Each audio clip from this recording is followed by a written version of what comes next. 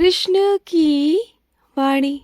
बच्चे, अगर तुम मेरे स्थान पर जा रहे हो ना, तो वो तुम नहीं जा रहे हो, मैं वहाँ तुम्हें बुला रहा हूँ।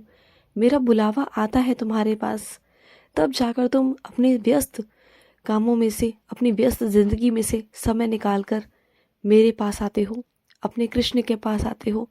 ऐसे ही नहीं आते तुम। अगर फिर भी शक है ना, तो अपने आसपास नजरें घुमाकर देखो कि कितने हजारों करोड़ों लोग हैं जो शायद मेरे दरबार में नहीं आ पाते, मेरा दर्शन नहीं कर पाते, वो मेरे समक्ष खड़े नहीं हो पाते, क्योंकि उनके कानों तक ना मेरी आवाज़ पहुंचती ही नहीं है। ना उनको कभी ये लगता है कि मेरे मंदिर आना चाहिए, या मेरे किसी स्थान पर, मेरे किसी दरबार में, मेरे किसी धाम में या तीर्थ स्थल पर आना चाहिए। तुम देखो ना नजरें घुमाकर, तुम्हें मालूम पड़ जाएगा। और तुम आते हो, तुम्हें मैं बुलाता हूँ, मेरी कृपा है तुम पर, मेरी इतनी कृपा है, इतना आशीर्वाद है तुम पर कि तुम मेरे पास आते हो, हमेशा आते रहते हो। इसी को तो आशीर्वाद कहते हैं, इसी को तो कृपा कहते हैं। जो तुम कहते हो ना कि कृष्ण कृपा कहाँ है, तो कृपा यही है मेरे बच्चे। कृपा दिखाई नहीं जाती, कृपा महसूस की जाती है, एहसास किया जाता है। जो तुम करते भी हो कभी कभी, और कभी कभी ना तुम नकारात्मक हो जाते हो तुम्हारी सोच के द्वारा, तुम्हारे विचारों के द्वारा।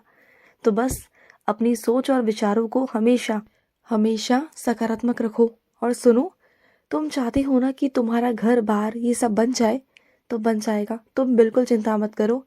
आने वाले नए साल में तुम्हारा घर होगा, और तुम अपने नए घर में ही जाओगे।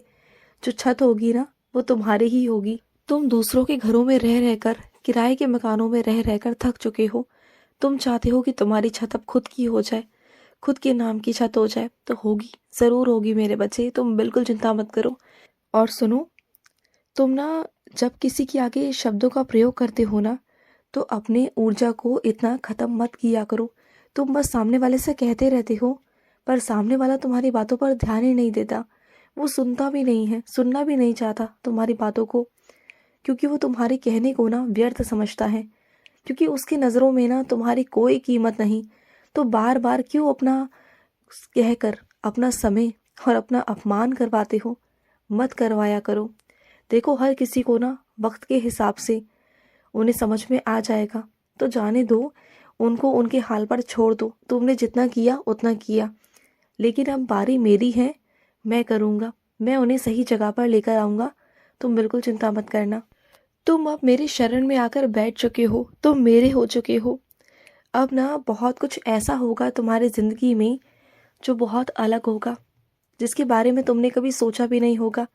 ऐसा कुछ होगा तुम्हारी ज़िंदगी में, ऐसे कुछ बदलाव होंगे, और तुम्हें उस तख्त पर बिठाऊंगा जिस तख्त पर ना अच्छे अच्छे लोग बहुत आसानी से नहीं बैठ सकते। तुम्हारा जो सफ़र होगा ना, वो थोड़ा सा मुश्किल होगा, लेकिन उस सफ़र में चलते चलते तुम बहुत जल्दी उस मंजिल को प्राप्त कर लोगे। और मुश्किल वक्त में भी ना मैं तुम्हारा साथ दूंगा, लेकिन तुम्हें उस तख्ते पर बिठाऊंगा जहाँ पर बैठने के लिए ना अच्छे अच्छे लोग सोचते हैं, और तुम्हें तो वैसे ही मिल जाएगा, क्योंकि तुम पर मेरा आशीर्वाद जो आ चुका है।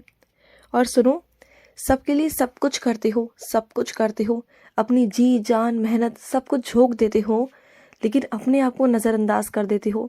जब भी कुछ घर का सामान लेने जाते हो, सबके लिए ले लेते हो, लेकिन जहाँ खुद की ज़रूरत आती है ना, तो खुद को नज़रअंदाज कर कर एक तरफ हो जाते हो। ऐसा बिल्कुल मत किया करो।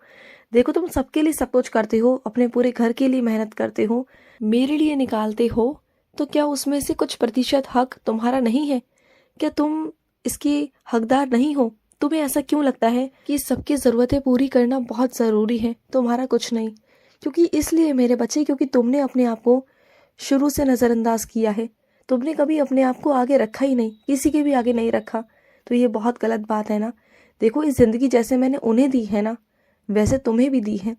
अगर मैंने तुम्हें जिम्मेदारी दी है उनकी, तो इसका मतलब ये तो नहीं ना कि तुम ऐसे ही रहोगे, नज़रअंदाज करोगे अपने आप को। अपने आप को सर्वोपरि रखना शुरू करो। आज से तुम जो भी सामान लेने जाओगे अपने घर का, कुछ भी, उसमें सबसे पहले अपना सामान लोगे, सर्वोपरि अपने आप को रखोगे, सर्वप्रथम अपने आप को अहमियत दोगे।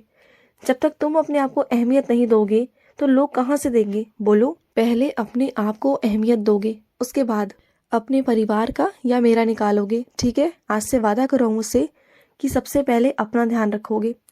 देखो, तुमसे हम लोग हैं, तुमसे तुम्हारा परिवार है, मैं हूँ। जब तुम और मैं ही नहीं रहेंगे तो रिश्ता कहाँ से रहेगा हमारा, बोलो? तो अपने आप को ठीक रखना बहुत ज़रूरी है तुम्हें। और सुनो, जिन लोगों की आंखों से तुम पर्दा हटाना चाहते हो ना, तुम उन्हें सच दिखाना चाहते हो कि सच में क्या होता है, तो सुनो, आने वाले वक्त में ना सब अपने आप हो जाएगा। तुम्हें कुछ करने की ज़रूरत नहीं है, कुछ भी। सब कुछ ऐसा हो जाएगा कि तुम खुद सोचोगी कैसा हो गया। हालात ऐसे बदल जाएंगे ना कि सारी सच्चाई उनके सामने अपने आप आ जाएगी। तुम्हें कोई मेहनत करने की कोई ज़रूरत है ही नहीं। तुम बस इंतज़ार करो उस वक्त का जिस दिन सारी सच्चाई सबके सामने अपने आप आ जाएगी। तुम्हें कुछ साबित करने की किसी को कोई ज़रूरत नहीं। सब कुछ साबित हो जाएगा, सब कुछ। तुम बिल्कुल चिंता मत करो। और सुनो, कुछ लोग ऐसे हैं जिन्हें गलत करने में ना बहुत आनंद आता है, बहुत आनंद। और उसी के माध्यम से ना उनकी रोटी चलती है, उसी के माध्यम से उनका खाना जो है ना वो पचता है मेरे बच्चे। लेकिन वैसे ही दूसरे लोग भी हैं जो तुम्हारे साथ कुछ गलत करते हैं और बस इसलिए करते हैं कि तुम्हारा कुछ अच्छा हो सके। वो कभी कभी चुप भी हो जाते हैं। तुम्हारे साथ गलत करने का मतलब है तुम्हें कभी डांट लगाते हैं, तुम्हारी परवाह करते हैं, फिर तुमसे प्यार भी करते हैं, तो वो अलग तरीके के हैं। उन लोगों को उनसे जोड़ने की कोशिश मत करो, वो अलग है और ये अलग है। ये तुम्हारी परवाह करते हैं, तुम्हारी चिंता करते हैं, तुम्हारी चिंता के लिए ये तुम्हें डांट लगाते हैं, तुम्हारी परवाह करते हैं, तुम्हें गुस्सा भी कर जाते हैं और कभी कभी तुम्हारे साथ सख्ती भी बरत देते हैं। इसलिए क्योंकि ये तुमसे बहुत प्यार करते हैं, ये कभी नहीं चाहते कि तुम्हारे साथ कुछ गलत हो, सिर्फ इस वजह से। तो इनकी भावनाओं की कद्र किया करो ना, इन्हें समझा करो कि ये क्या कहना चाहते हैं। ये तुम्हें बोलकर नहीं बताएंगे कि तुमसे ये कितना प्यार करते हैं, लेकिन ये मुझसे रोज प्रतिदिन तुम्हारे लिए प्रार्थना करते हैं, प्रतिदिन तुम्हारे लिए कहते हैं, तुम्हारी रक्षा मांगते हैं, तुम्हारी खुशियाँ मांगते हैं रोज।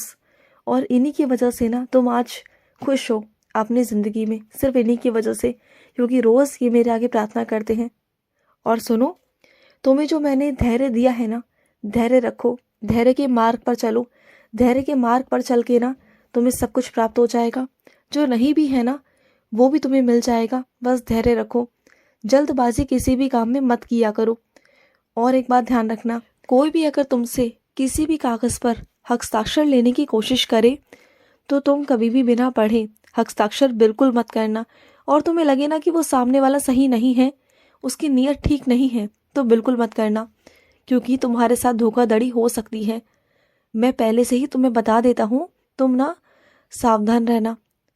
कई बार तुम्हें मेरे कदमों की आहट हुई है, कई बार तुमने मेरे आने का एहसास किया है, मेरे होने का एहसास किया है। जब जब तुम बहुत रोए हो तब तब तुमने ये भी महसूस किया कि मैंने तुम्हारे सर पर हाथ रखा।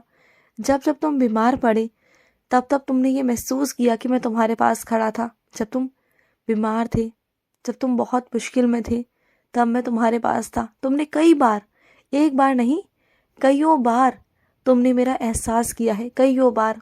लेकिन उसके बावजूद भी ना वो सारे एहसासों को तुम भूल जाते हो। कभी कभी जब नकारात्मकता तुम्हें घेर लेती है ना तो तुम सोचते हो कि काना है ही नहीं। तो जब ऐसा लगता है ना तो उन पलों को याद किया करो जब तुमने मेरा अनुभव किया था। और वो अनुभव तो थे, लेकिन वो झूठ नहीं था, वो सच था, वो हकीकत थी मेरे बच्चे। मैं सच में तुम्हारे पास होता हूँ। जब भी तुम्हें मेरा एहसास होता है ना तब तब मैं तुम्हारे पास ही होता हूँ। विश्वास रखो मेरा, विश्वास करो। खुश रहो। आज का कृष्ण संदेश समाप्त हुआ।